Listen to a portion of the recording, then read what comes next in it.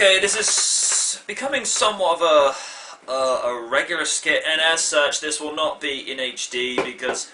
Doesn't really matter, doesn't it? Well, little known fact, although I love my HD camera to pieces, really good, it takes too long to go from camera to PC, whereas with this standard one, it's just done. Just so people know that I am actually here and not a pre-recorded message. Hello. Well, you could have easily have been Jarvis. Indeed, sir. Alright. Good evening, ladies and gentlemen, yaddy, flutter, blow, blow, blah, blah, all that bollocks. Let's just get started. I'm probably going to get a bit of slack for this, because I brought this up in Random Nights 3. On the 100th anniversary of the original sale of Titanic, and when she met her unfortunate demise with Iceberg. Is that a wrestler now? The Iceberg! Bam, because of Goldberg's fucking... He's got the merchandise, Iceberg! A giant t-shirt says, "You can't sink me."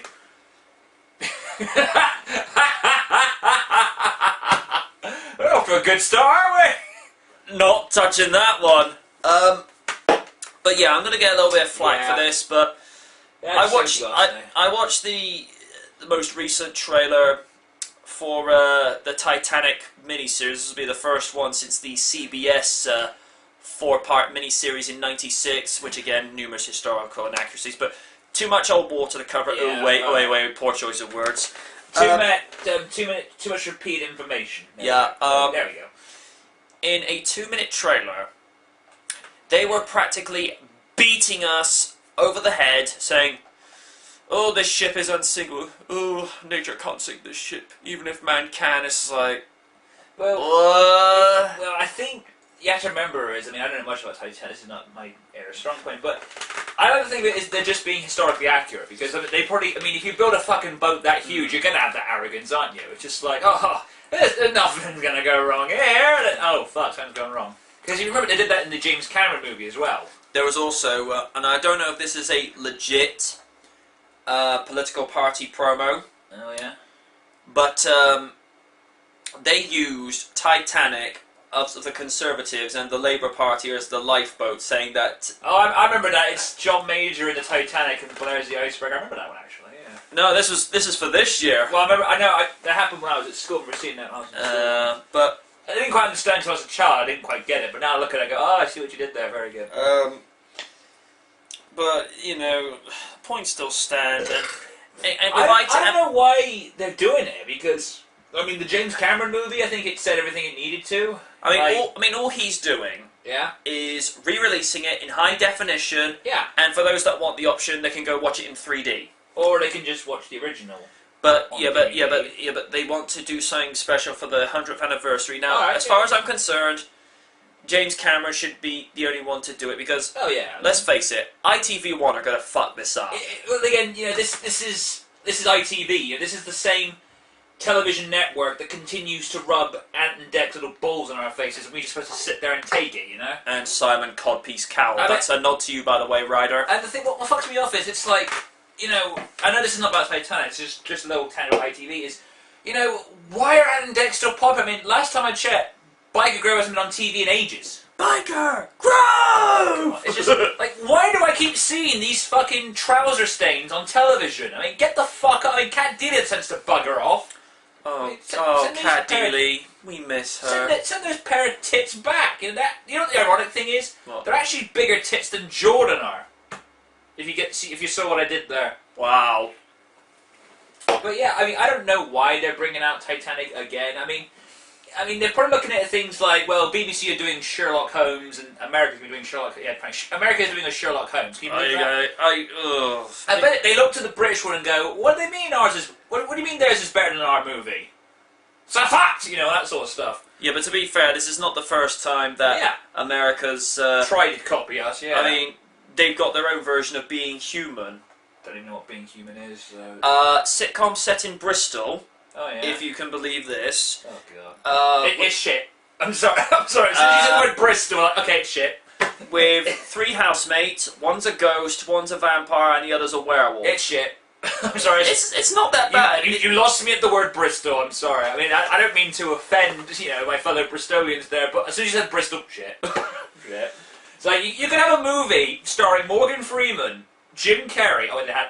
Sorry, again, actually, you can have a movie starring Morgan Freeman, Lee Evans, you know, what's his name? Russell Crowe, Selma Hayek, and let's face it, Bruce Lee came back to star this movie. As soon as you said set in Bristol, shit. I'm sorry, but it's just the truth. But anyway, ITV put it, just to steer this boat back on topic without sinking it. I mean, the problem is, right, ITV when looked at it, or BBC got Sherlock, we can outdo that. Let's have Titanic, there we go. It's just like, the problem is, like, how much more money can you milk from these tragedies? Like, how much more money can you make from telling the same boring story? I mean, the problem is, like, how many Titanic movies have there been? There's been... Excluding those shitty cartoon ones, of course. Oh, yeah, well, one where it got brought down by the Kraken. Wait, what? Yeah, there was an anime movie yeah, I remember now. Right, go on. There was the original in 1943, A Night to Remember. Yeah, I remember that one, yeah. There was the SOS Titanic in the 50s. Yeah. There was that movie in the 80s where they raised her in one piece. Oh, yeah, I remember seeing the ending of that. That was stupid. Then, of course, was Jim Cameron's movie, the best one. Oh, yeah. I mean, well, I'm not a big fan of the whole story, but... But then, and like I say, then you had that CBS miniseries. I mean, I've only seen bits. I think that's kind of made the point, because the fact that we're still listening kind of makes the point. Alright, go on. And then, of course, 2 years ago, we got that from the Asylum Company. Oh, well, the problem is, you can't really be too bad at them, because they just have their whole point is to make these spoof movies. That's their whole existence. I mean, for example... You know, Transformers came out, they created Transmorphers, just to give you an idea. Their whole point is to make spoof movies. Oh, they had Bruce Boxleitner in there as well. Yeah, I think so. Apparently they had Raven in one of their movies. Well, Helsing would know. He tends to enjoy that kind of... You know, he enjoys the, just those... He tends to enjoy those, kind of movies, folks. Yes. Love you, Emma. Anyway, we're missing the point. What was it you said once that goes, now, Moose, you see, you can't go trying to copyright because I have my lawyers. We have those. That's the epic lawyers, but we're missing the point. The point is just to steer that boat back on topic again when I was thinking it. It's just like, I just don't see why they're making another Titanic. I mean, it's just like, every time they come up with a movie based on a tragedy, my fucking ass bleeds. It's just like, they made Titanic, they did Pearl Harbor, they did... The one that really pissed me off was the World Trade Center. Yeah, there's a scene in that movie that when I saw it, I wanted to scream, what the fuck is it? I know you haven't seen that movie. I know, if he's listening, I know Mr. Cameron drove me along to see that movie, and I was... A free movie ticket, what can I say?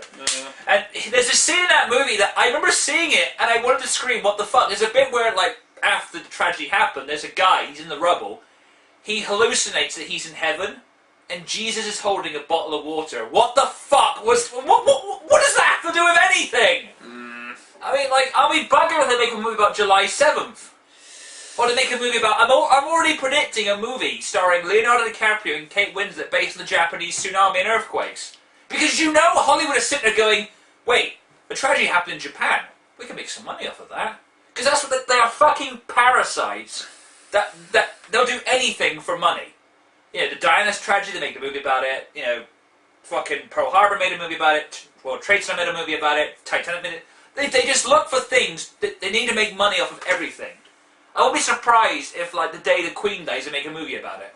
It's fucking blasphemous. It's annoying. It's stupid. I wish these parasites would stop doing it.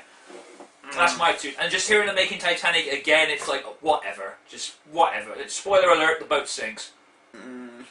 I mean, it's like I say, I'll probably go to watch the James Cameron version because it's a similar sort of premise when Back to the Future came back to the theatres for its 25th anniversary. Those that never got the chance to see it in the theatres, they get a chance to see it, in proper digital cinema, and some movies are better in 3D.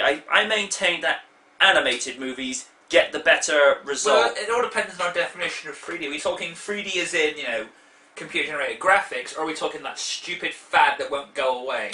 Well, for you, it would be the fad. Alright, because, maybe I'm old school, but 3D here, 3D to me basically means 3D graphics, Buzz, like Toy Story.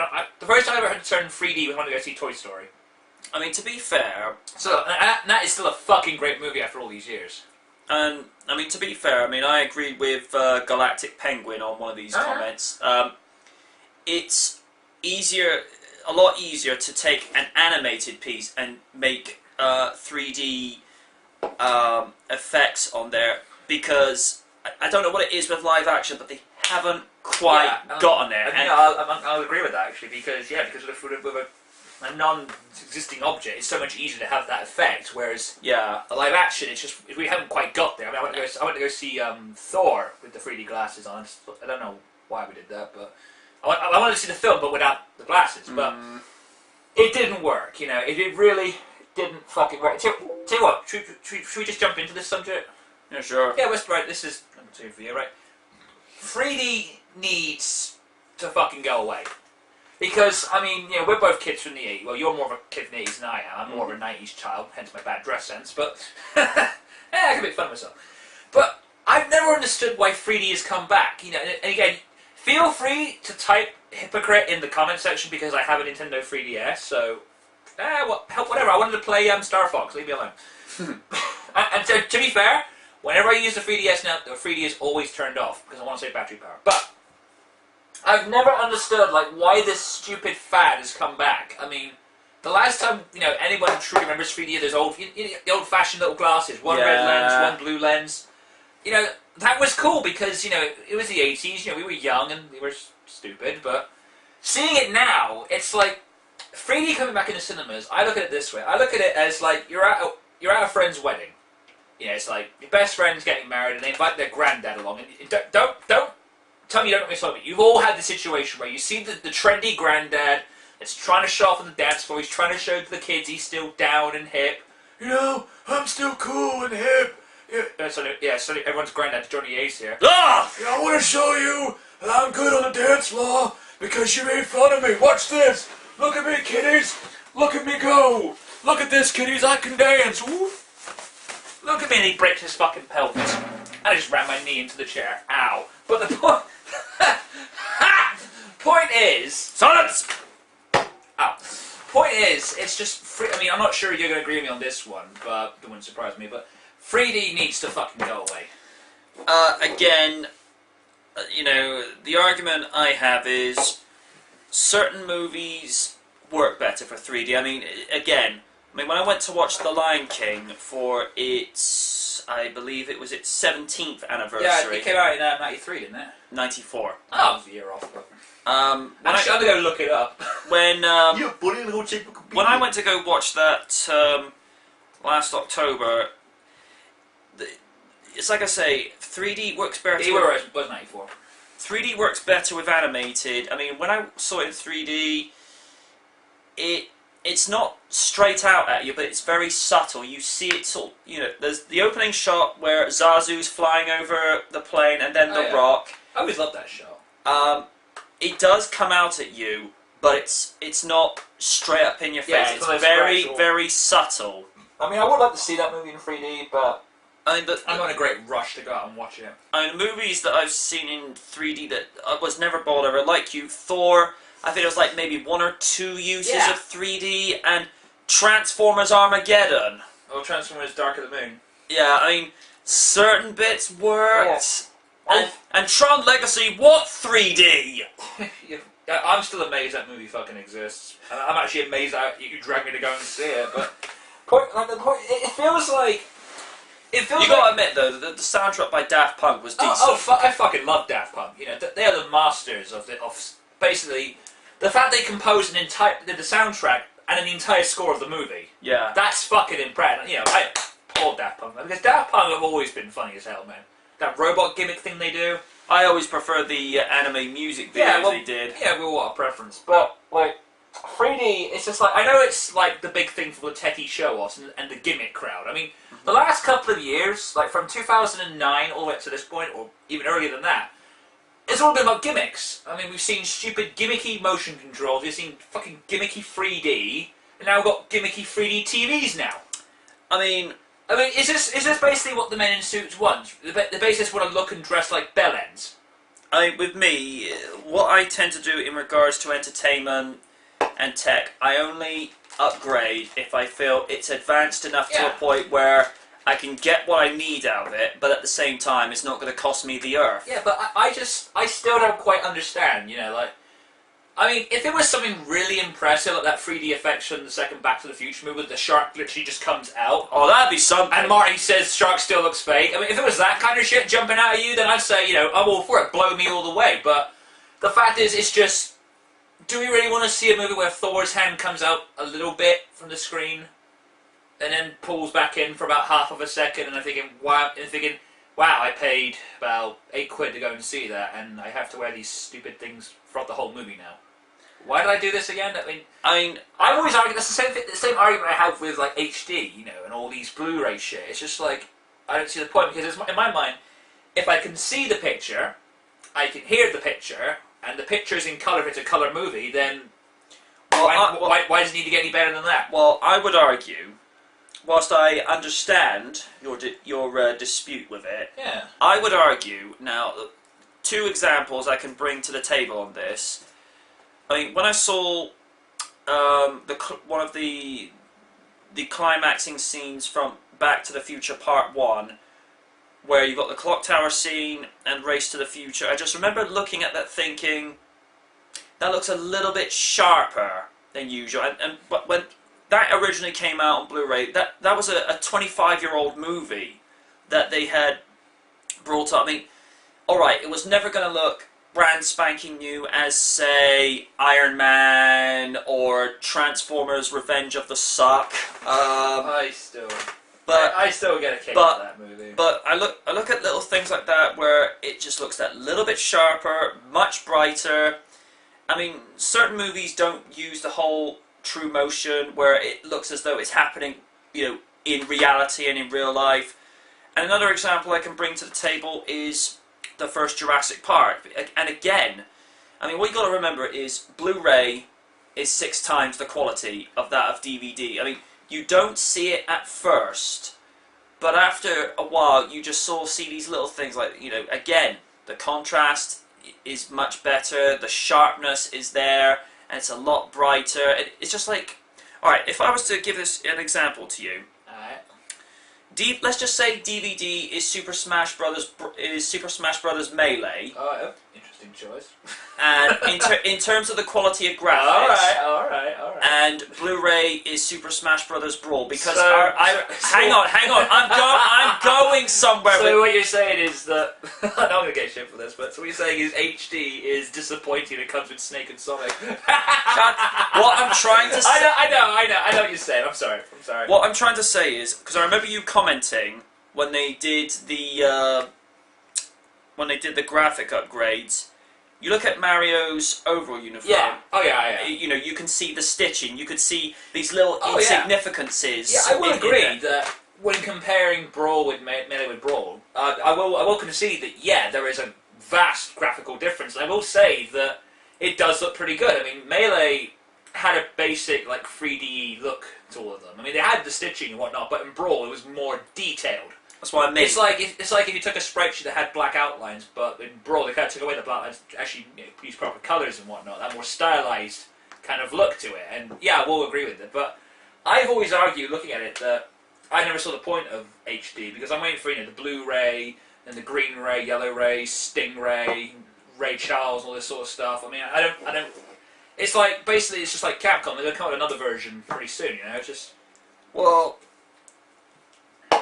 it's like with any generation. I mean, originally you had VHS and Beta. Oh no, Beta! And then that was when the show was good. And then I mean, DVD was actually introduced in the very late 90s, but I don't think it really started taking off until about early mid 2000, because I got my first DVD player back then. I mean, DVD players now, you want a decent DVD player, you can get one quite easily now for about 40 to 50. Whereas back in those days, if you wanted decent, you had to pay near enough 170 to 250 for a decent one. Yeah. But now, Blu-ray has gotten so cheap, or should I say more affordable, Because it's just like with any generation, you've always got to move on to the next one. Because if you don't evolve, you're going to become stagnant and you don't go anywhere. Oh, I fully agree that technology needs to evolve, but I feel like. Let me put it this way. I feel like, alright, imagine, let me just grab a Blu-ray DVD off the shelf here, right? Okay. This is basically my perception of what they're doing, right? Let me just, it doesn't really matter, let me just grab, here we go. Grab this one, okay. It's basically, I felt that when it comes to they're doing this. Subtle. You will like this. You will like this. And my response is basically this. Fuck off. I'm not having it. It's just, I don't quite understand. I mean, I feel like basically they're shoving it, in your face and saying, you will like this. This is like, well, no, my DVD player still works. This is why I've still got, the original DS. I mean, yeah, I have a 3DS, but hell, fuck it, Star Fox. Do I need a better excuse? And Generations, come on, BioLizard in a handheld, fuck yeah. But the point is like I'm saying, just, I've never understood this marketing appeal of shoving a product, shoving a product. A botch. There we go. Arkham Asylum moment, but you're shoving a product in your Arkham City. Whatever. Tomato. But you see what I'm saying, right? It's just I feel like they're shoving this down. By the time you embrace it, they're going Blu-ray. Oh, what's that? Here's Green-ray now. You will like this. But you spend like 20 years getting like this bloody thing. To be honest, I kind of miss videos sometimes. Well, granted they don't come with special features, but at least, they're big clunky things, you remember where you fucking left them. Well, to be fair though, what you got to remember is, because VHS is using essentially film, eventually that will wear out. So will the DVD. No, DVDs will not wear out. Alright. But I feel like the con of it is, yeah, if you scratch a DVD, you're fucked. Oh, fuck yeah, but the con I always feel is, like, imagine, like, we grew up in the 70s, and I think videos were a big thing back then, aren't they? Late 70s, they were slowly just coming in, because, and this is the thing, Hollywood tried to ban the VCR in the 80s, because they said, well, you need a license to it, and they're like, fuck off! No way, fuck that shit. But and even the music industry, they tried to ban the Discman, the cassette player, and the first ever MP3 player, and we're like, fuck off. No! You can't ban that shit. You got more chance, right, of trying to propose to build a sense of the internet. Oh wait, they tried that, didn't they? Yeah, it's just like they tried that one, didn't they? Or taking the same bill, renaming it. Oh wait, they tried that one as well. Oh governments, you never learn. Fail! Alright, before we Right, before we're pissing people off, I mean, the point is like, just go back to the original point. Like, imagine we spent years, right, developing like a 1,000+ video cassette collection, right? All the classics on video, but then they announce this DVD shit. And you're like, oh crap, I gotta rebuy it all over again. So then, I'm not sure, you trade in your videos, you keep them, and so you build up your entire collection again, so you got like 1,000+ DVD. But at least with DVD to Blu-ray, you can still play DVDs on Blu-ray. Oh yeah, sure, but it does, I mean, imagine they start bringing only certain movies out on Blu-ray. They don't do it for DVD anymore, so you're thinking like, oh, okay, I'll start all over again. It's the same reason why that stupid thing came up for the PSP, those tiny days. Like, do I really want to watch Full Metal Jacket on the bus? Through tiny little speakers, the tiny little screen. Yeah. Alright, I think it's my turn now. Right, that's my turn for subject-wise. I mean, first of all, I want to cover... We'll do the negative, then the positive this time, shall we? Okay. Alright, I want to comment on... I know this is kind of a dead subject, but this was addressed to me on my DeviantArt... Sorry, whoops, try that one again. My Storm Artist! I was going to say, you haven't been on DA for years. Thank fucking Christ for that. Anyway... I still love it. Well, I'm kind of glad that I don't have to put all the yaoi bullshit anymore, but Yaoi Jew... Yes. Anyway, right. Someone asked me this comment in I put on essay, basically talking about essay.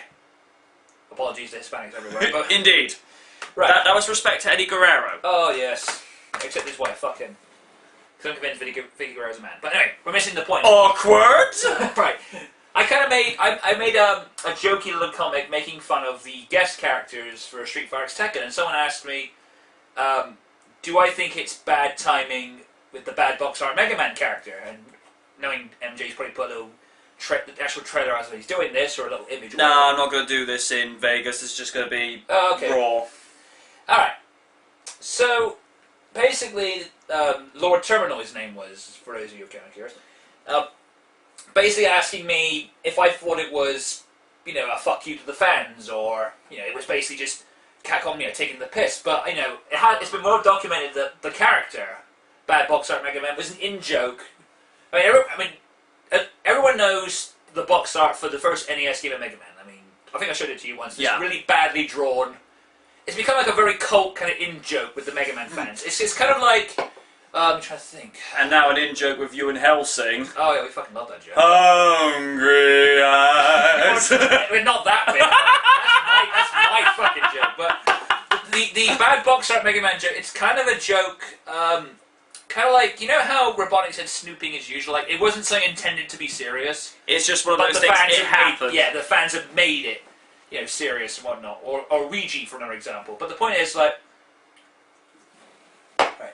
It's just like, I don't think there was any ill will, because it's been documented that Keiji Inafune, Mega Man's creator, suggested the idea, and judging by some of the... This is something I took the Big Owl about, actually, and the moveset he had in that brief little video game footage they showed off, it mirrors his moveset in MVC2.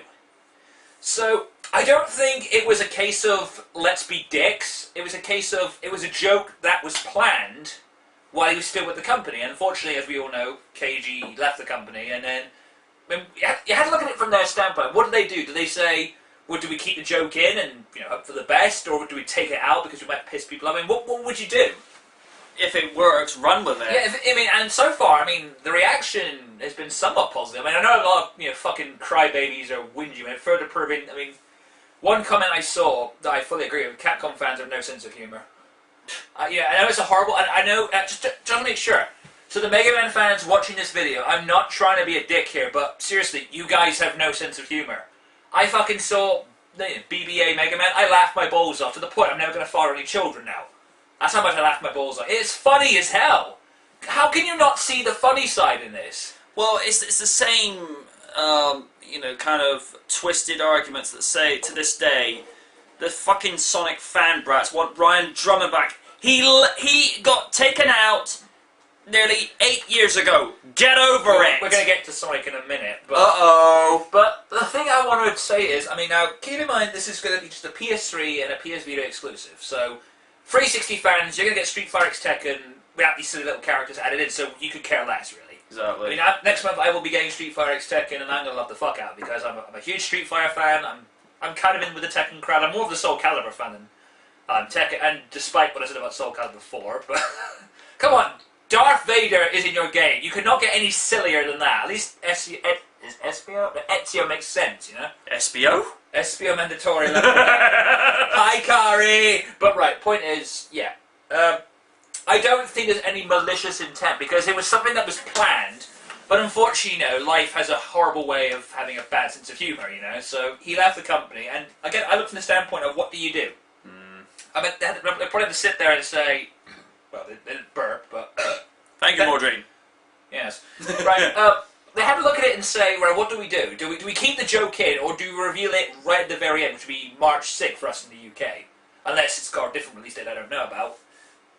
Or do we pull the slot all together, and then tell them later on that we had the character planned, but then they'll bitch about it? So either way, they're fucked. Do they put him in? Do they not put him in? What can you do, really? Exactly. And I like to think that they just announced it, got it out of the system, and they probably knew they were going to get a negative reaction. I've seen a lot of the responses, there's a lot of whiny, too long and didn't watch videos about it, but I like to think just this once they were not being dicks about it. They were like, look, this is something we had planned as a joke, and I will say to Capcom, it was very funny, but you had poor timing. Yeah. If this was like a DLC thing down the road, like maybe this all died down and it was announced as DLC in September, then fair play. Like Kevin Nash breaking his leg in WWE 12. Oh, yeah. Just like in real life. Of course, yes. I still say that it probably was a bad idea to go ahead with it, but they just the deal the hand you dealt with, really. Exactly. It's not what hand you get dealt with; it's how you play the next move. And to be honest, I really hope that people will look back at it and say, you know what, that was funny. You know, I got a good laugh out of that. I mean, if Sega did a game where Sonic was like a fat, balding version of himself, I would see the humor in it. Because I mean, they did things like Gilbert, and they did like those dwarfs dressed up. Or is it dwarf? Is it mini people? What's the correct term for that? I believe they said midgets. Midgets, you know, dressed up as WWE characters. I remember I was watching when Taker chokeslammed the mini Taker. I thought it was kind of funny. I mean, there's some humor in it. I mean, you know, it's not for everyone, and well, if you don't like it, then get the 360 version. None of these characters are going to be in there. You know. Totally. Finally, something I never thought I'd hear myself saying: Sega seem to be back on top form. I have to say, now the only, I mean, I've said this quite candidly to Prince of Moose. Hi, buddy. Hey. The only thing I felt that was a major criticism with SG was that it wasn't as long as it could have been. But other than that, it was the best 3D Sonic game I have seen since Sonic Adventure. Well, I wasn't talking about that, but yeah. But just to talk about Generations, it is a sign that Sega can do a decent Sonic game. I mean, Sonic Colors that came out, you know, a year before, really saw something there. It took everything that had been done before. It took some elements from Sonic and the Secret Range. It took some elements from Sonic Unleashed. It took some elements from Sonic 4. Melded it together, and what we got was a pretty solid experience. Sorry. And recently, the Sonic 4 Episode 2 trailer was revealed. Yeah. And I must say, I was really fucking impressed with that. And that looks badass. And if that is the format Sega are going to be going with now, I'm all for it. I mean, I like how they included the little, like, death warning sign things from Generations in there. Like, you know, the little red diamond-shaped things with the black silhouette Sonic. I thought that was kind of cool. The, like, tag-teamy gameplay thing reminded me a lot of Knuckles Chaotix. Yeah. It feels like the game is going to be part Sonic 3, part Knuckles Chaotix, and I'm all for that. I mean, well, originally the tag rings were supposed to be in the original Sonic 4. Crackers, yeah. But was that supposed to be for the? It was supposed to be I think it was supposed to be a Mega Drive title. I mean, Sonic Crackers was supposed to be Sonic 4, but it was scrapped and turned into Knuckles Chaotix because they weren't sure it was going to be a good seller. And to be honest, Knuckles Chaotix is a cult classic. But the problem is, it was released onto a bad system. Well, let's face it, Sega were notorious for doing that. I got the impression that during the night they created a console just to put a Sonic game on it. I mean, if you said what's the best game on Sonic CD, you're going to say Sonic CD. If you say what's the best game on the Sega Saturn, you're going to say probably Sonic Jamming. For me, I mean, Sonic Car for me is a guilty pleasure. I mean, yeah. I know Darkness the Curse doesn't like. Oh, fuck him. I don't. That's a good game. To me, he's just Max doesn't like the soundtrack. I mean, I actually was probably one of the few people that actually like the soundtrack. Living in the City is a brilliant tune. I mean, TJ Davis, wow. Yeah, she's kind of been doing nothing now, but. But you know, for me, it's like I say, guilty pleasure. Yeah.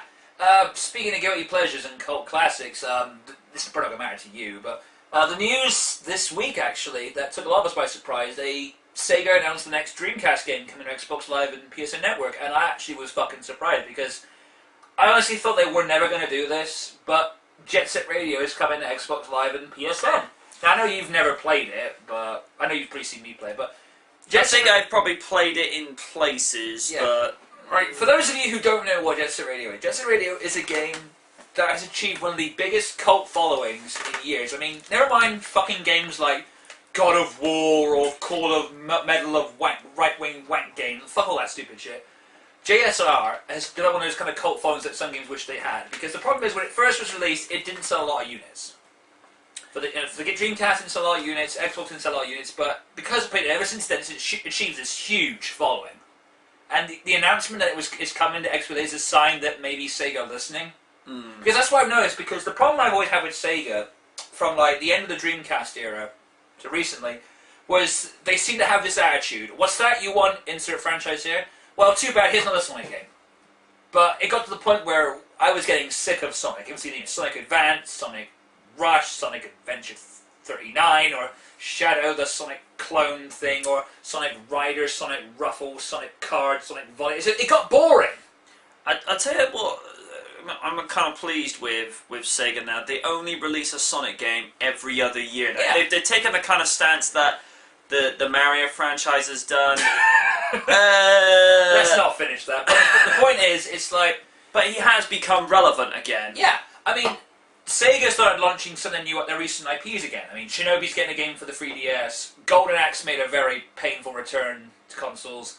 But at least they're trying. At least they're trying to make the effort to bring these franchises back. I mean, granted, they suck, but it's good to see that Golden Axe got a game in recently. Shinobi's coming back. You know, Jet Set Radio's returning. What's happened with Echo the Dolphin? That had a PS2 game, but I think we've long since forgot about it. Knight's got a sequel, although Knight's is a game that I've always said should never got a sequel because it will never be done right. Knight's 2 comes out for the the Wii. And you weren't surprised. I wasn't fucking surprised. I mean, when I heard it got low ratings, like, oh no, really?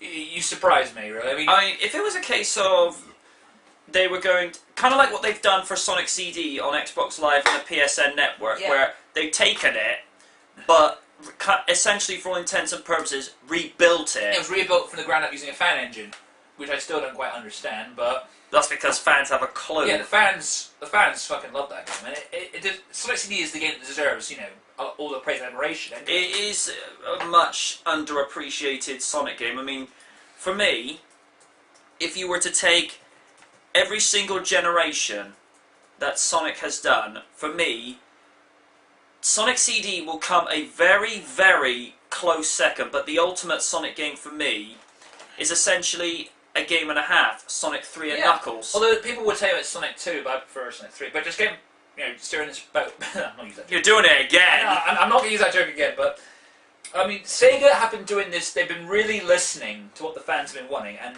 yeah, they recently brought, they brought a couple of Dreamcast games to Xbox Live Arcade. They brought Sonic Adventure, probably one of the most requested games from the Dreamcast, that came to Xbox Live. Crazy Taxi followed in suit. Fucking love that game. Space Channel 5, I couldn't give two shits, really. I mean, Sega Bass Fishing? Really? That's what Big's Adventure was for in SA1. I'm Birthday Froggy! I still can't believe that's Duke Nukem. I've got frogs of steel. But the point is, the fact that they are bringing these titles to the Xbox, XBLA and PSN is a sign of that they care. Yeah. I mean, there is a huge rumour going around that on Sonic's birthday this year that SA2 is going to be coming out for Xbox Live. And, I mean, the fact that if they continue this trend of Dreamcast games coming to XBLA and PSN, and I think what they're doing is they're testing the water. Basically, they're going to judge the download rates. If they get enough numbers for them, they'll say, oh, we'll make a sequel for this because they clearly want it. If Jet Set Radio comes out for XBLA and PSN and it gets like maybe under 1,000 downloads, they'll look at it and say, oh well, they didn't really want it. But if it gets like millions of downloads, they'll say, well shit, they want another game. Because I think Sega realise now that we're tired of Sonic. I mean, every year there'd be like 4 or 5 Sonic games coming out. But now, as far as we know, the only Sonic game coming out this year is Sonic 4 Episode 2, and that's it. No Sonic Rider Ruffle, cardboard, adventure, volleyball bullshit. None of this crap's coming out. Not another half-baked attempt to rekindle the Sonic. No, it's just one game as opposed to several. I mean, I look at that and I'm thinking, maybe they've got something going on here. Maybe they're realizing that they can make much more money by not giving people the same bullshit. Well, it's not just that. I mean, the other thing you got to look into is the fact that if you give fans too much of one thing all the time, they're going to get bored of it eventually. Yeah. Now, I mean, I noticed from, if I'm going to use one example, in March of 2004, over here for us in the UK, we had Sonic Heroes, and then a year and a half later, Shadow the Hedgehog, and then a year later after that, that game. Yeah, I don't need to say that because that game is so disgraced that Sega will not even make it anymore. But the point is, I think what Sega are doing now, and it's a strategy that seems to be really working for them right now. Yeah.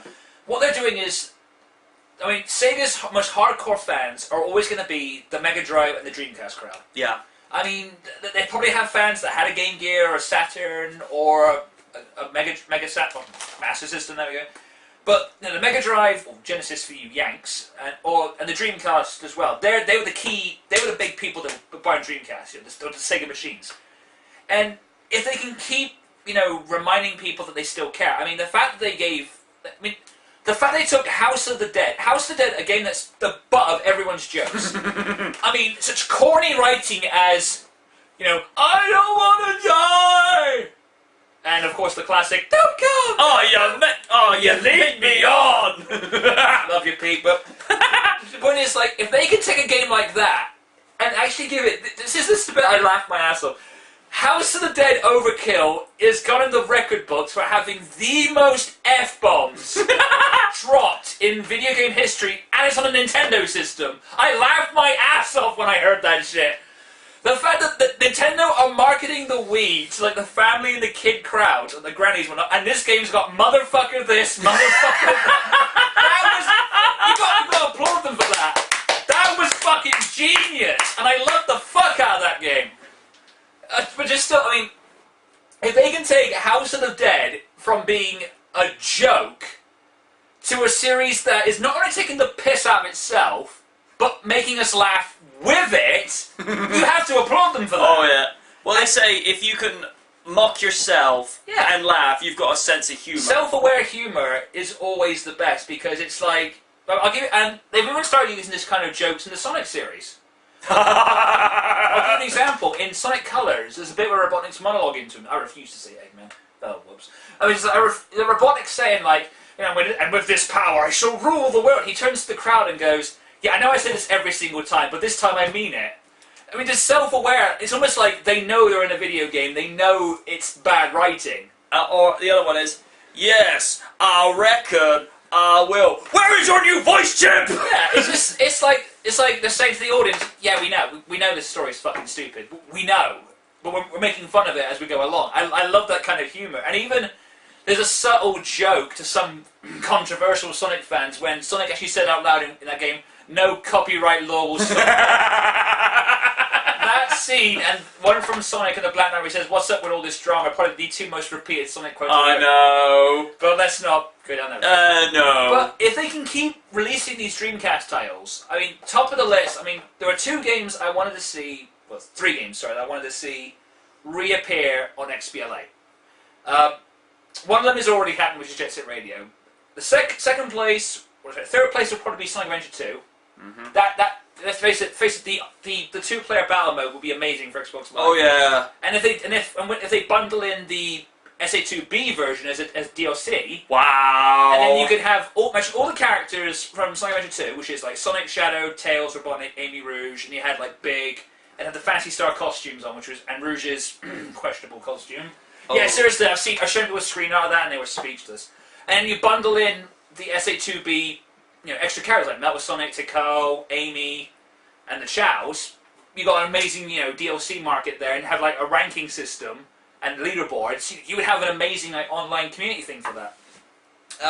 Second place is Power Stone, which is, I know that's not really Sega, it's more Capcom, but it's still a Dreamcast exclusive title, even though it was re-released to the PSP, which didn't do so well, unfortunately. But, you know, again, Power Stone on XBLA and PSN would be an amazing game, you know, again, for online, you know, communities, you have like an amazing multiplayer online ranking system, but I think the number one game that either needs to come to XBLA or PSN or needs to be re-released is Phantasy Star Online. That is a really... And you'll never hear me say this often, but probably one of the greatest RPGs of all time. Wow. I'll say it again in case you missed it. One of the greatest RPGs of all time. I'll tell you what does need to have a Western release in terms of video games, and I cannot believe this has been overlooked for so long. Yeah, go on. Slayers. Oh, yeah. But again, you have to remember that Slayers doesn't really have that much of a huge following, unfortunately. I mean, I would love to see that Ozymandias fighting game come out over here, but it's never going to happen, really. To me, Slayers, you know, when you look at it, I mean, yeah, you are right. It doesn't have as much of a following as Dragon Ball Z, or which Dragon Ball Z has been played to death now. All that sort of stuff, yeah. I didn't know Howard was here. Don't get me wrong, I love the fuck out of DBZ, but even now it's just like it's like you know, why don't you just stop re-releasing? Why don't you just make a whole new series? Yeah. Do an Ultimate Dragon Ball Z where you go back and retell all the story, because I mean, don't get me wrong, I don't mind the DBZ characters. I think they're great. They're great character types. I mean, some of them are actually the first of their kind. Vegeta's probably the first of his kind, really. Yeah. Let's just keep it that way. But how many more times can you retell this fucking story? Exactly. I mean, I would rather that. What if Akira Toriyama just wrote a brand new story? Just just start again. Do it all over again, and retell it. Just don't keep doing this thing of we'll just re-release the series again with like new colours or new soundtrack or new voice. It's getting fucking old, I mean, but again, with Slayers, I think if it was introduced at the right time, because it is a late 90s anime, but you look at the stories that were done, I mean, the stories were well written, very kind of tongue-in-cheek Monty Python type humour, and I mean, Lisa Ortiz is great as Lena Inverse. In my estimation, she's not as good as Cynthia Martinez, but for the role that she was given and the voice direction that she had, she did a good job with it. I mean, Crispin Freeman, as a voice actor, I think he's one of the best he is the man. ever. Now, Eric Stewart before